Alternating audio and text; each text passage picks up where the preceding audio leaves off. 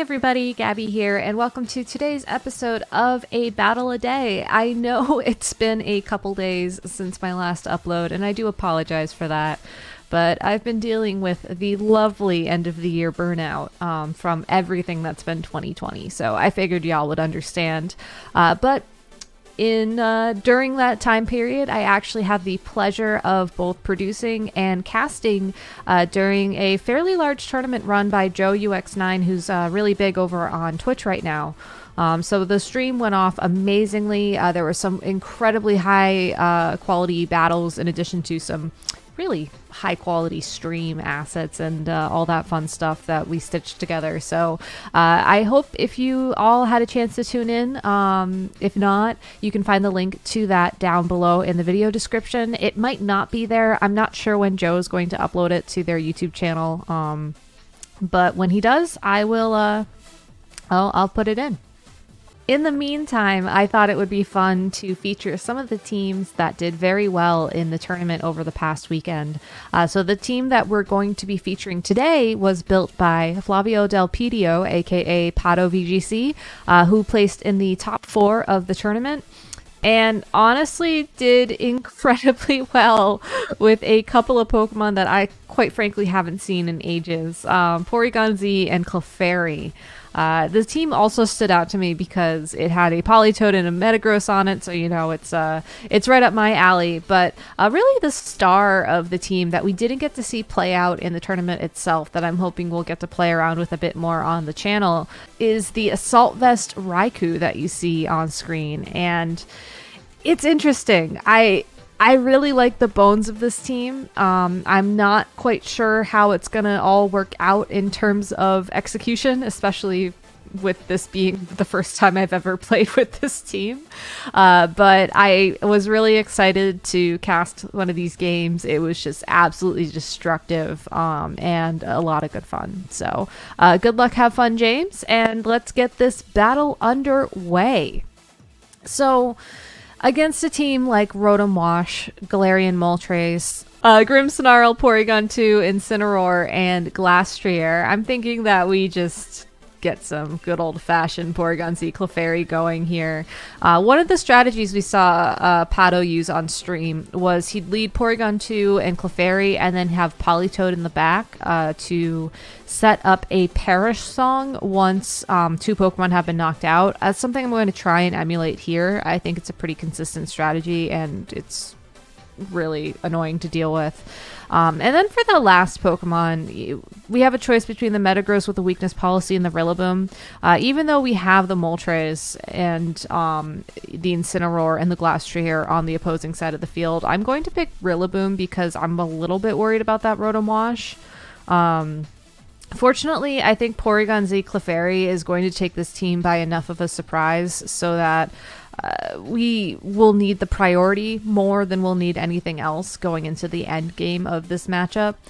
So we'll need, you know, be able to hit Grassy Glide before my opponent does stuff over to like do the little bit of chip that's required to pick up those big knockouts once Porygon-Z is done doing its thing.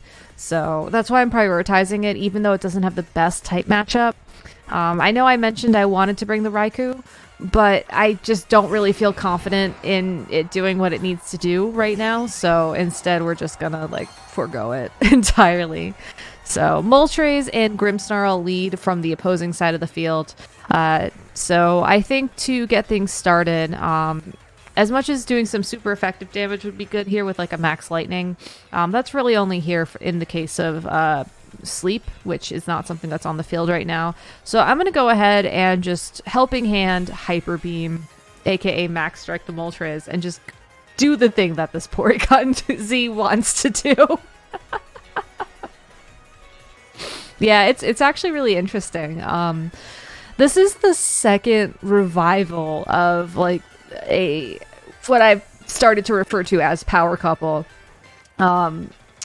in the metagame right now. So the first revival is, and it's not really a revival for Series 7, as Regigigas wasn't even really in the game prior to Series 7, but there have been a slew of GS Cup tournaments happening right now. There's a weekly in Japan that starts at 6:30 EST every Saturday morning.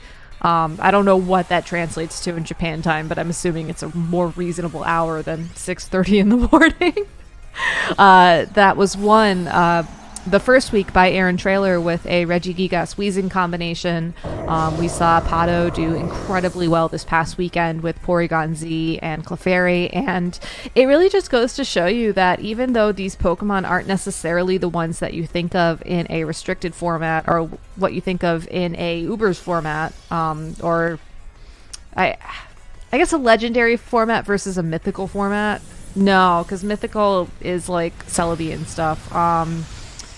Yeah, I don't know what word I'm searching for here, but it's not what you'd expect, right? I mean, Porygon-Z being able to go toe-to-toe with Moltres, for example, though the fact that we only did about 50% of damage to it is probably going to come back to bite us, quite frankly. No, Clefairy held on. Clefairy held on. Okay, well, that's good. All right, so we're at -1 speed. My opponent's at +1 speed, so there's a net change of 2 speeds on the field. All right. Actually, wait, no, because we max striked as well. So never mind. Neutral speed. So we're still going to outspeed. And I think what we can do is protect Clefairy, go for Hyper Beam into Moltres on the off chance. Actually, no. I take that back. We're going to... I think... I'm really worried my opponent's going to try and use Grimmsnarl to KO Clefairy right now. So, yep, with the max guard. So that's why I went for Protect on Clefairy and just decided to attack the Grimmsnarl. It was honestly a toss-up in mentally, like, whether or not to protect Clefairy, because Porygon-Z is going to be faster than Grimmsnarl. It would take a couple of speed changes on the field before... that would take effect, and honestly the helping hand there would have actually ensured we got the KO. So oh no, he just went for Spirit Break into PC. Never mind. All right, that's fair. But yeah, now that we know that Moltres is basically within KO range, we can go ahead and I'm actually gonna switch Clefairy out. This is no, I can't. I take that back. Let's just Helping Hand to be safe, to guarantee this knockout. I was like, I could try to double protect. I could try to like Moonblast or something with Grimmsnarl and get a little bit cheeky, but with Light Screen and the -1 special attack down on Porygon-Z right now, I think that I'd rather have the guaranteed knockout on Moltres, and the only way to do that, unfortunately, is to Helping Hand.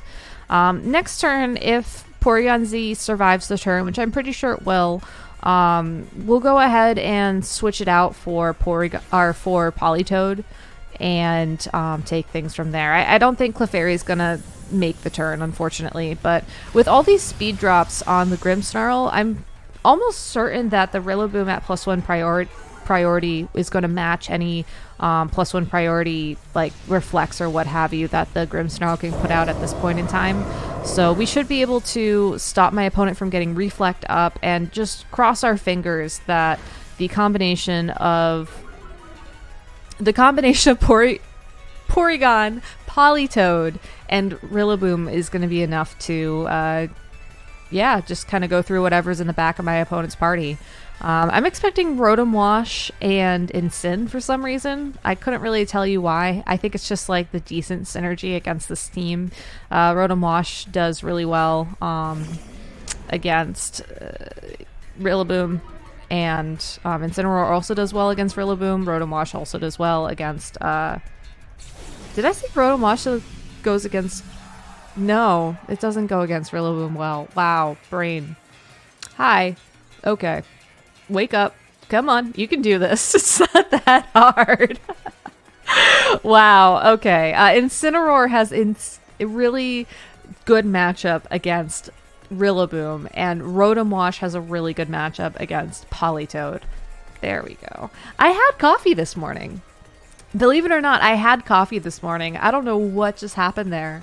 But, like, you know how sometimes when you're kind of tired and just, like, worn down, you, like, start doing something and you're like, yeah, I can do this. I'll be fine. And then, like, you're halfway through a battle and your brain is like, no.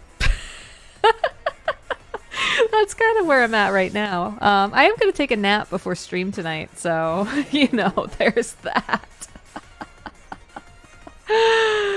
Oof. Alright. Anyways, we made the switch. We got rid of the special attack drops onto Porygon-Z. We have successfully defended ourselves against the onslaught of a possible fake out against Clefairy, which is good. And yeah. Alright, so now that that's all done, we're gonna go ahead, pick up the KO on Grimmsnarl. Again, as if we can get Politoed, if we can get this matchup in general to a 3 versus 2 situation, I don't know why I helping handed Politoed there. Like, that was completely unnecessary. I think that was just sleepy brain. Because you might have seen me target Incineroar at first, but then I went for the Grimmsnarl afraid of, like, dual screens or just afraid of what else it could do, and that actually turned out to be a really good call. So now that it's a 3 versus 2 situation, I'm going to go ahead and follow me next turn, assuming that the last Pokemon my opponent has is going to be Rotom Wash. No, Glastrier. Okay. That's interesting. That is really interesting. It can't Dynamax. Really, I'm more worried about the pressure of like a fake out messing things up here. So how about we do this? Because we still have all 4 Pokemon. We have 2 against my opponent.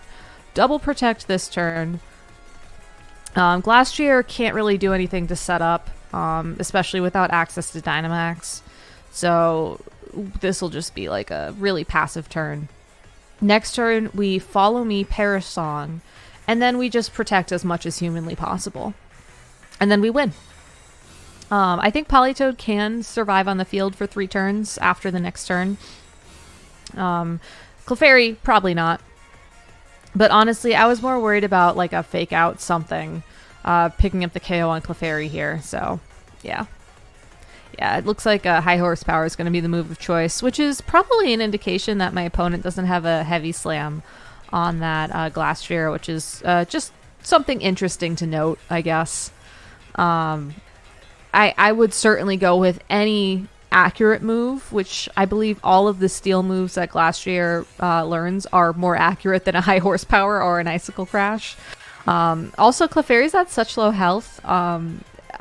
Yeah, the only reason I would pick that move over something else would be if I'd had Icicle Crash, high horsepower, close combat, because you don't want to take the special defense drop from a close combat in front of a Politoed and a Porygon-Z that you know is lurking in the back of this.